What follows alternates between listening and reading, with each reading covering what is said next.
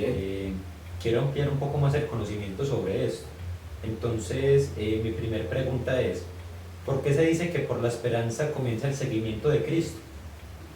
Bueno, primero porque el que inicia un camino de conversión, de cambio en su vida, deposita toda su confianza en Dios. La esperanza va unida a la confianza. Es como una parte fundamental, la confianza en la esperanza. Deposita su pasado, su presente y su futuro a Dios. Y también es un llamado al amor y a la misericordia de Dios. Entonces por eso es como el inicio para una conversión, esa esperanza. Mi otra pregunta es, ¿por qué la esperanza es una virtud sobrenatural? Porque Dios es el fin último o su objeto fundamental, material de, de la esperanza. Como dice en su palabra, yo seré tu recompensa. Y dice San Pablo, lo veremos tal cual es. No hacer las cosas por una paga, ¿sí?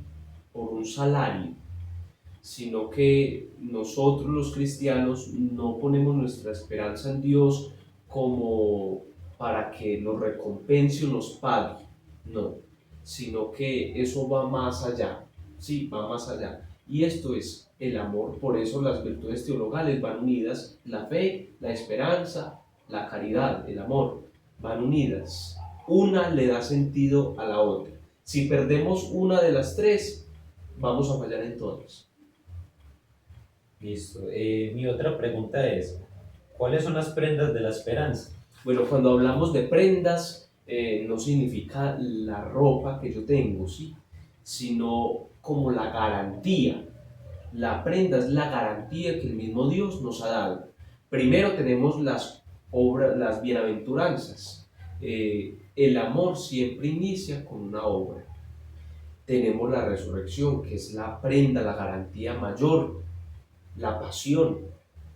Esas son las pruebas más grandes que Dios nos ha dado. Los sacramentos. Desde aquí en la tierra pregustamos esas delicias del cielo. Esos son los sacramentos. Como esos dulces, esos confites que tenemos, que Dios nos da desde acá en la tierra para que vamos pregustando. Listo. Mi otra pregunta es, ¿el camino de la esperanza comienza con el temor? Sí, pero no es un temor humano, de miedo, sino que es un temor de ofender a Dios. Es un temor de yo privarme de ese amor de Dios. Qué miedo verme yo privado de ese amor de Dios. No qué miedo el infierno, ¿cierto? Ya es distinto, una mirada muy distinta. Es que cuando uno ama, uno teme. Pero no es que tenga miedo, sino que uno teme ofender a esa persona. Como a mí me da miedo ofender a mis padres. Me da temor, no miedo. Eso es distinto. El miedo no significa temor. El temor es ese miedo de ofender, pero ese temor que es como resultado del amor. Cuando una pareja es fiel, ¿cierto? No es que tenga miedo de serle infiel al otro, sino temor de yo serle infiel al otro, no por miedo, sino porque es una respuesta de ese mismo amor que se tiene. Listo. Y mi última pregunta es, ¿cuáles son los pecados contra la esperanza? Bueno, primero es la desconfianza. Desconfiar que Dios no nos va a perdonar porque tengo tantos pecados que Dios no es capaz de perdonar.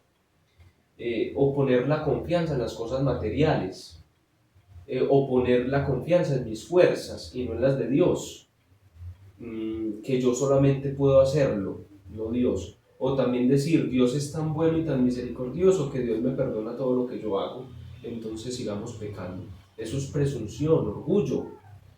Entonces, esos son los pecados que van contra la virtud de la esperanza. Y recordemos que si fallamos en una, fallamos en todas. Bueno, señor seminarista, le agradezco mucho este espacio que usted sacó para explicarme un poco sobre esto y yo poder ampliar un poco más el conocimiento sobre este tema.